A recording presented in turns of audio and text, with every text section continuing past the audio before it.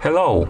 In front of me I have Smartwatch DT93 and I'm gonna show you how to factory reset this device by using the phone application.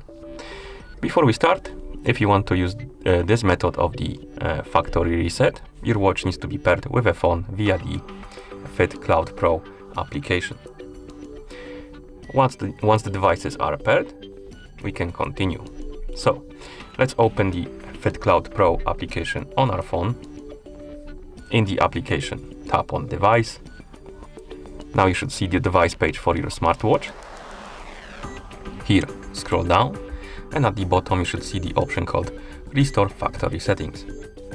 Tap on this option, then tap on Restore. The watch will get disconnected from your phone, it will be disconnected, and also it will start resetting itself to the factory default settings.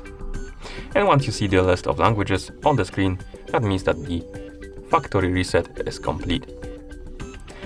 Thank you for watching. If you found this video helpful, please consider subscribing to our channel and leaving a like on the video.